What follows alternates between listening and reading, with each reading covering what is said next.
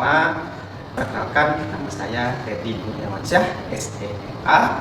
Saya adalah dosen tetap Departemen Akuntansi, Fakultas Ekonomi dan Bisnis Universitas Erlangga Surabaya. Pada kesempatan kali ini, saya diminta untuk membantu mengajar di beberapa mata kuliah di bidang audit dan keuangan. Salah satunya, saya mengajar di mata kuliah pengauditan berbasis resiko 1, di mana mata kuliah ini sangat relevan dengan rumpun keilmuan saya, yaitu audit dan keuangan. Mata kuliah ini memiliki beban 3 SKS dan wajib bagi mahasiswa akuntansi semester 3. Mata kuliah ini diselenggarakan selama 16 pertemuan. 14 pertemuan mengenai topik yang diajarkan. 2 pertemuan terdiri dari ujian tengah semester dan ujian akhir semester. Capaian pembelajaran lulusan, yang pertama, lulusan menunjukkan sikap teliti, konservatif, disiplin, dan beretika kerja yang tinggi. Lulusan memahami konsep dari akuntansi keuangan, akuntansi manajemen, akuntansi biaya, akuntansi sektor publik, perpajakan, sistem informasi, data analitis, dan keberlanjutan bisnis. 3. Lulusan mampu memberikan alternatif solusi untuk permasalahan yang diidentifikasi. Yang keempat, lulusan terampil dalam komunikasi dan kerja sama tim. 5. Lulusan terampil berpikir kritis, penggunaan teknologi informasi, pengolahan dan analisis data. Capaian pembelajaran mata kuliah ini, pertama adalah mahasiswa mampu menjelaskan konsep audit dan assurance, fungsi dari audit, tata kelola korporasi, termasuk etika profesi, menjelaskan ruang lingkup, dan membedakan antara fungsi audit eksternal dan juga internal. Capaian pembelajaran mata kuliah kedua, mahasiswa mampu mendemonstrasikan bagaimana auditor memperoleh dan menerima penugasan, pemahaman entitas dan lingkungannya, menentukan risiko kesalahan material, baik yang berasal dari fraud itu sendiri, error, maupun ketidaksesuaian lainnya, dan merencanakan audit atas laporan keuangan. Capaian pembelajaran mata kuliah yang ketiga, mahasiswa mampu menggambarkan dan mengevaluasi pengendalian internal, teknik, dan pengujian audit, termasuk sistem informasi teknologi untuk mengidentifikasi dan mengkomunikasikan risiko, pengendalian dan konsekuensi potensial, serta mengusulkan rekomendasi yang tepat. Capaian pembelajaran mata kuliah yang keempat, tentu mahasiswa mampu mengidentifikasi dan menggambarkan pekerjaan dan bukti yang diperoleh auditor yang dibutuhkan untuk memenuhi tujuan perikatan audit dan penerapan dari standar audit. Ini saya akan menjelaskan mengenai deskripsi mata kuliah pengauditan berbasis risiko 1. Mata kuliah pengauditan berbasis risiko 1 ini memberikan pemahaman dan keahlian pada mahasiswa untuk menerapkan konsep-konsep terkait pengauditan laporan keuangan. Adapun aspek yang perlu ditekankan adalah aspek pendekatan risk-based audit, tata kelola di dalam audit, dan perannya untuk mendukung transparansi keuangan. Topik-topik yang dibahas meliputi audit laporan keuangan berbasis risiko dalam lingkungan teknologi informasi, tanggung jawab profesional auditor, fraud, dan materialitas dalam audit laporan keuangan. Adapun topik yang dibahas selama 14 pertemuan, yang pertama membahas mengenai permintaan audit dan assurance lainnya. Pertemuan yang kedua membahas mengenai profesi akuntan publik dan kualitas audit. Pertemuan yang ketiga membahas mengenai laporan audit atas laporan keuangan, dan pertemuan keempat membahas mengenai tanggung jawab hukum dan etika profesional. Pertemuan kelima membahas mengenai tanggung jawab dan tujuan audit. Pertemuan keenam membahas mengenai bukti audit. Pertemuan yang ketujuh membahas mengenai penerimaan klien, perencanaan, dan materialitas. Pertemuan ke-8 membahas mengenai penilaian resiko terhadap salah saji material. Pertemuan ke-9 membahas mengenai pengendalian internal dan COSO framework. Pertemuan ke-10 membahas mengenai penilaian risiko pengendalian. Pertemuan ke-11 membahas mengenai dampak teknologi informasi terhadap proses audit, analitik, data dalam audit. Pertemuan ke-12 membahas mengenai respon risiko, strategi audit, pendekatan audit lainnya, dan audit program. Pertemuan ke-13 membahas mengenai audit lainnya, perikatan audit, dan jasa-jasa yang berkaitan dengan audit. Dan terakhir, pertemuan ke-14 membahas mengenai isu-isu terkini dalam auditing. Sistem perkuliahan ini menggunakan DIA, yaitu Delivered Interaction Assessment, yang terdiri dari blended learning, problem based learning, dan kolaboratif learning. Sistem ini mengedepankan interaksi dua arah dalam transfer knowledge. Contoh dari blended learning ini, untuk blended learning digunakan agar meningkatkan atmosfer, gitu ya, atmosfer belajar yang aktif, kreatif, inovatif, dan menyenangkan.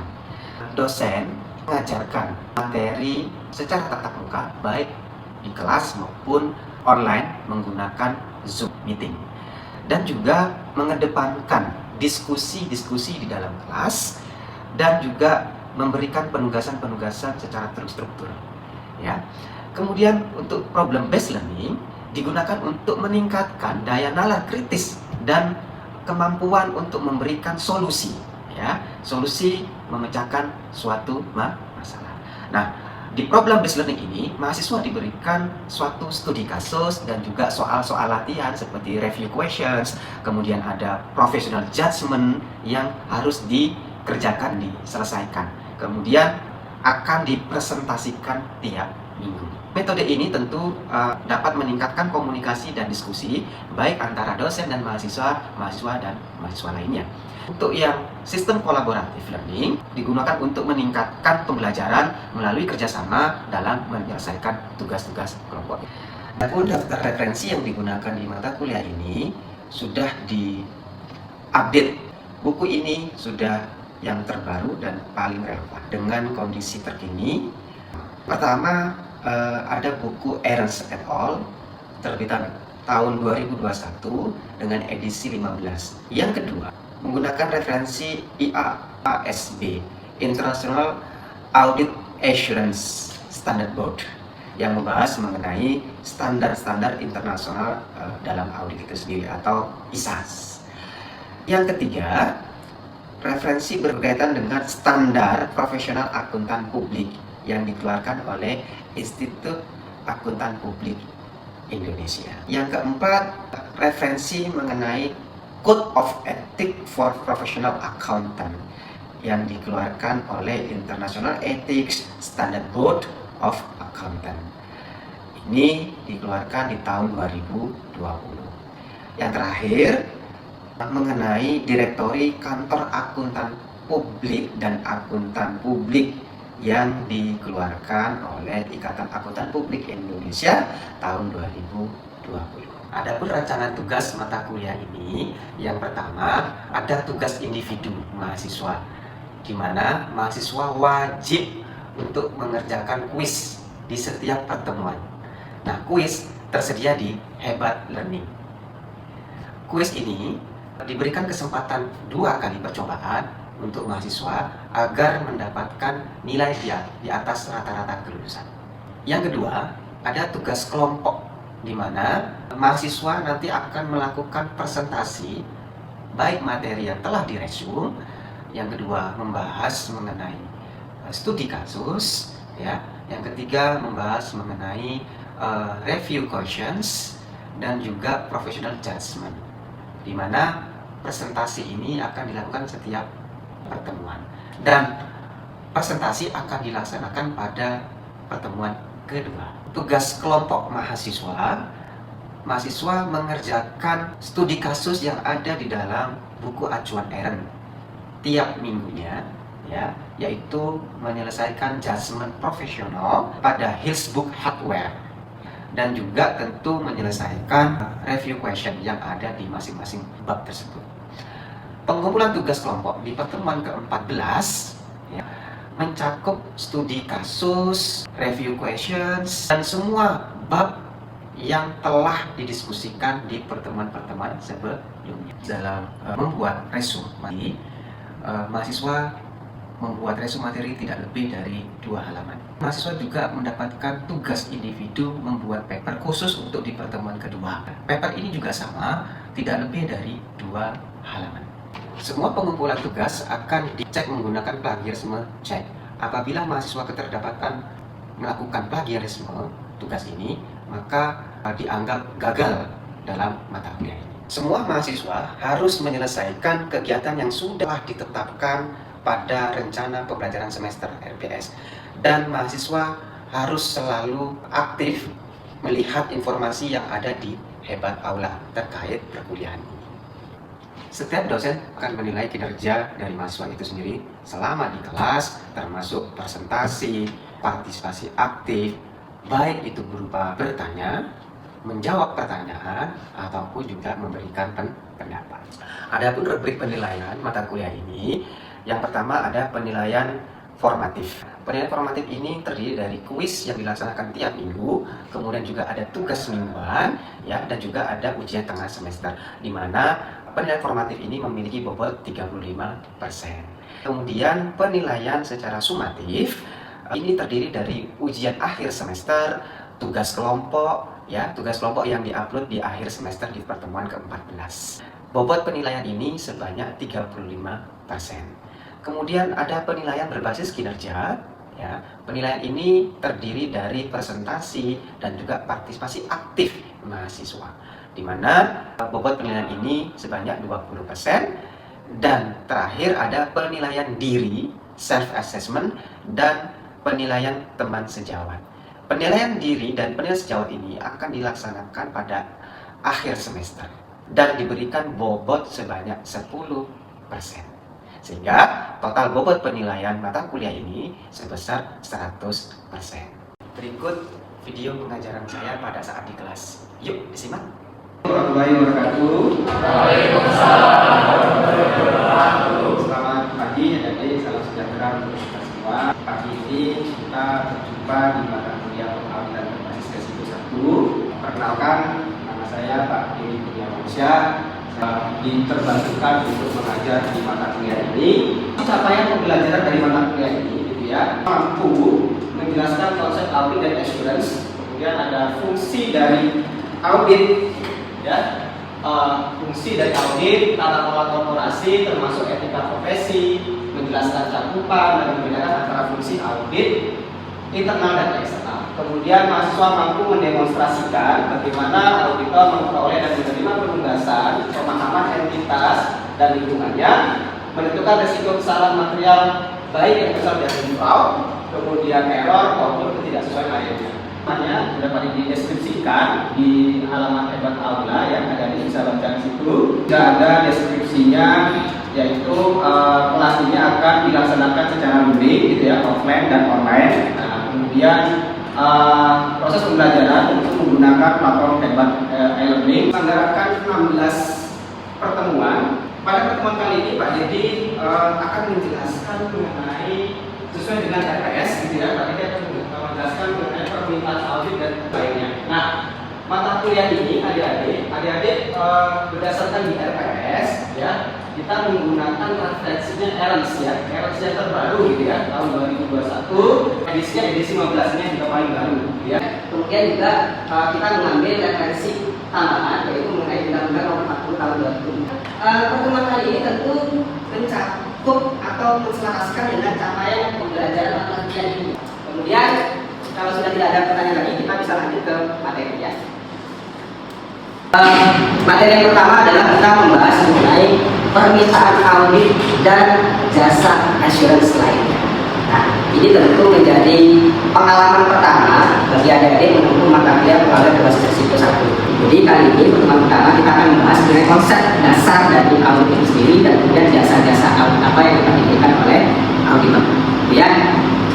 Oke, untuk mencapai capaian pembelajaran mata kuliah ini tentu mata kuliah ini kita ada tujuan pembelajarannya, gitu ya.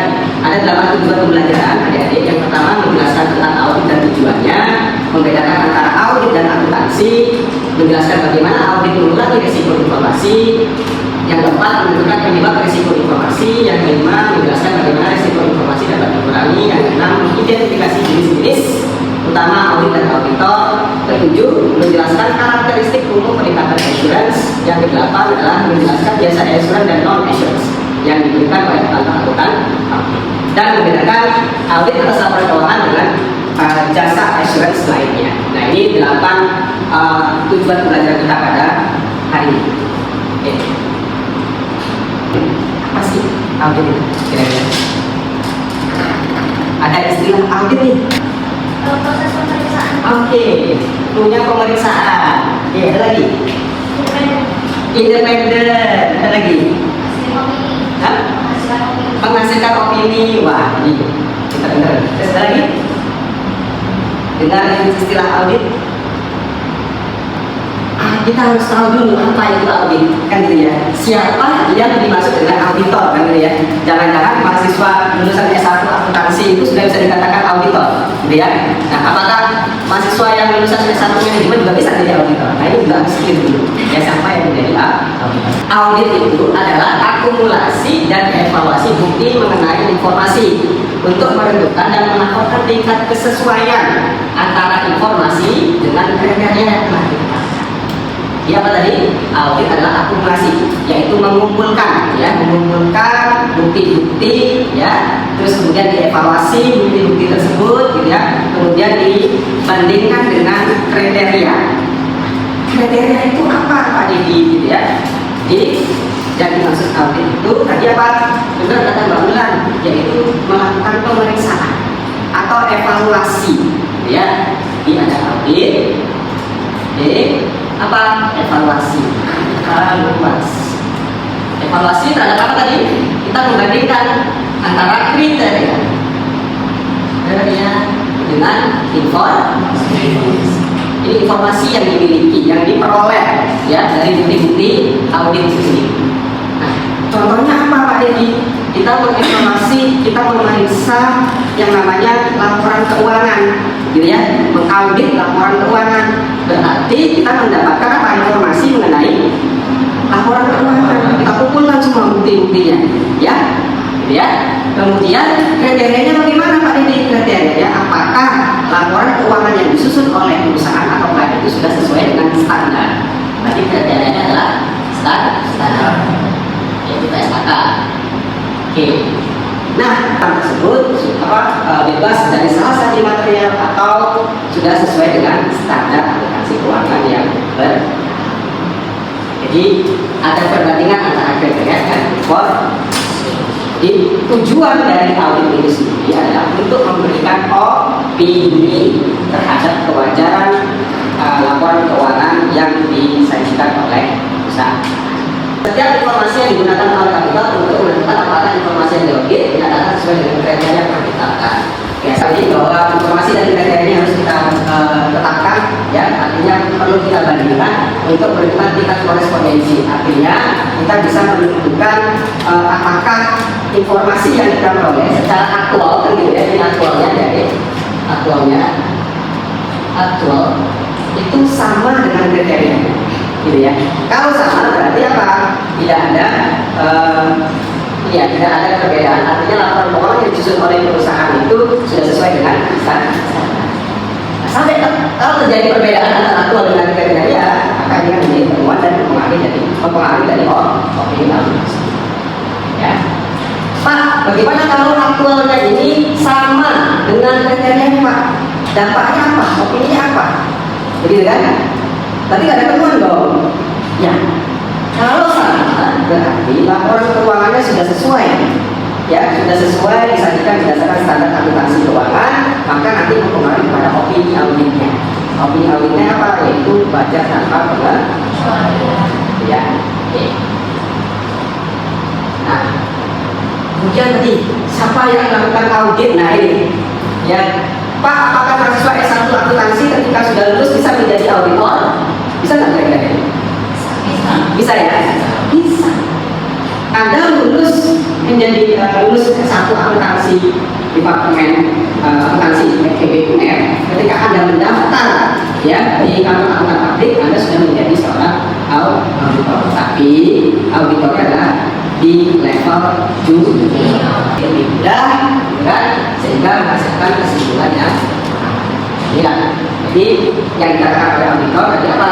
Orang yang sudah dan memiliki power ya. Siapa? Besar, good. Terus satu ini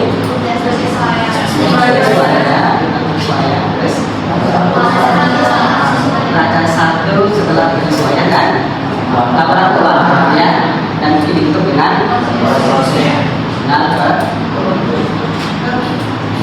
ini semua dilaksanakan ya dari transaksi sampai ke dalam bentuk ini disebut dengan sifat konstruktif.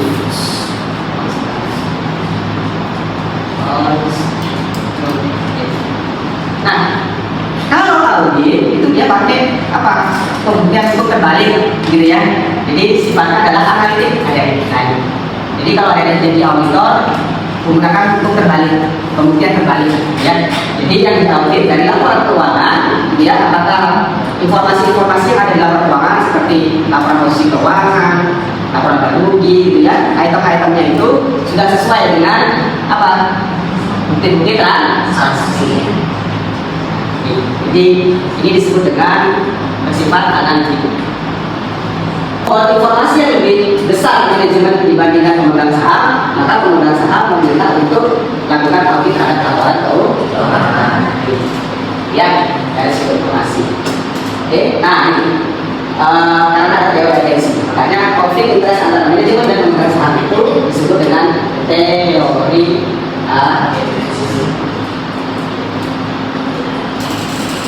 apa sih penyebab risiko tersebut, gitu ya? Risiko informasi tersebut yang pertama adalah recognition of information, gitu ya. Jadi biasanya pengambilan keputusan tidak memiliki pengetahuan langsung dan harus bergantung pada informasi yang diberikan oleh orang lain. Ini siapa biasanya kayak ini pemegang saham ya. Dia tidak memiliki informasi ya. Jadi dia hanya mengandalkan informasi dari pihak manajemen sehingga dia sulit untuk mengambil suatu keputusan. Ya. Kemudian bias dan motif penyedia informasi diberikan oleh seseorang yang tujuannya tidak konsisten dengan tujuan pengambilan keputusan dan mungkin bias. Kemudian data yang terlalu banyak juga sangat berisiko ya. Orang atas hasil audit ini, ya, karena sudah sesuai ya dengan kriteria ini, maka perusahaan harus diaudit dan laporan hasil audit dari akuntan publik ya, sebagaimana dimaksud pada ayat 1 ini ya, disampaikan secara tertulis di RUPS melalui. Nah ini aturan-aturannya ya, aturan-aturan yang berkaitan bagaimana perusahaan itu memiliki kewajiban untuk membuat laporan keuangan, audit internal dan audit eksternal. Audit eksternal ini juga dapat dibagi berdasarkan gimana dia bekerja. Kalau auditor eksternal yang bekerja di lembaga pemerintahan itu disebut dengan BPK. Ini adalah auditor pemerintah. Jadi di BPK itu adalah auditor yang tugas nanti akan mengaudit laporan keuangannya di lembaga pemerintah. Dia auditor eksternal, ya. Terus kemudian kalau auditor eksternalnya di lembaga privat atau swasta, di instansi swasta, itu auditor yang bekerja di kantor akuntan Pak. Ya, itu bedanya. Nah, sedangkan kalau auditor internal bagaimana Pak Dedi? Auditor internal itu adalah seseorang yang bekerja di dalam suatu perusahaan dan di mana dia memiliki independensi dan kompetensi. Gitu ya, adalah Pak audit internal sendiri. Nah, kalau auditor internal itu ada dua juga di sisi di sektor pemerintah dan sektor swasta. Di sektor pemerintah, audit internal itu ada yang namanya apa? BPKP. Ya, BPKP itu auditor internalnya coba. Ya. Nah, terus kemudian ada lagi yaitu apa? Inspektorat daerah. Itu kalau levelnya di pemerintah dan daerah. Kalau BPKP ini levelnya di provinsi. Ini auditor internalnya di pemerintah. Kalau auditor internal di sektor swasta, berapa ini dia? Auditor yang bekerja di sektor swasta, bisa di BUMN atau Kemudian juga ada audit forensik, ini lebih detail lagi. Ya, lebih detail lagi ada audit forensik, ada macam-macam. Forensik itu bisa forensik sistem informasi, kemudian ada forensik di dalam bidang piutang, ada forensik nanti di bidang aset tetap, dan seterusnya. Jadi itu detail, tergantung dari permintaan kita. Ada yang lain? Apa bedanya audit internal sama eksternal? Tadi kata Mbak Sir. Omel. Audit eksternal tujuannya ingat dia hanya memberikan opini audit saja. Gitu ya, opini audit laporan keuangan. Sedangkan audit internal dia tidak memberikan opini tapi apa? Rekomendasi. Memberikan rekomendasi atas temuan yang dilakukan di audit di perusahaan. Ya, dan sifatnya lebih untuk memberikan konsultatif untuk audit internal agar menciptakan nilai tambah di perusahaan. Ya, assurance dan non assurance. Assurance itu tadi apa? Jasa profesional, ya, independen, di mana pemberi assurance menyatakan suatu kesimpulan, berarti dia memberikan suatu opini. Nah, ini dengan baik. Assurance itu jadi dengan pemberian opini. Sedangkan yang non assurance tidak memberikan opini. Ada yang namanya jasa atestasi. Jasa atestasi ini bisa berupa audit laporan keuangan. Nah, ini. Kemudian apalagi Pak Dedi, saya punya laporan keuangan, kemudian saya saya ingin mengajukan ke lembaga keuangan dan ternyata dari pihak lembaga keuangan minta di review apakah laporan keuangan ini sudah sesuai dengan standar atau tidak. Bukan di audit ya, tapi diberikan review bahwa laporan keuangan ini sudah sesuai dengan standar atau tidak. Jadi tingkat keyakinannya itu tidak terlalu tinggi dibandingkan audit. Nah, sehingga apa? Pihak klien atau perusahaan pakai jasa atestasi, yaitu auditor memberikan review saja bahwa laporan keuangan itu sudah sesuai dengan standar. Kemudian konsultan akuntansi biaya, jasa konsultan perpajakan, apalagi sistem informasi, gitu kan? Yang tidak membutuhkan yang namanya Nah, itu bedanya antara jasa atestasi dan non. Menurut Bapak sendiri, saya penasaran, kok dari permintaan dari segi audit kompleks itu lebih dibutuhkan dari sisi eksternal atau internal? Oke, itu pertanyaannya.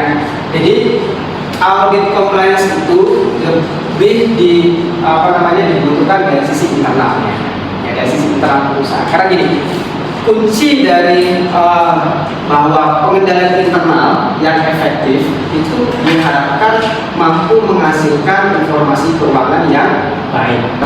Jadi kan tadi udah dijelasin sama Bapak sudah pelaku audit. Ada auditor, ada klien sama eksternal. Oke. Nah, apa pelaku audit cuma 3 itu?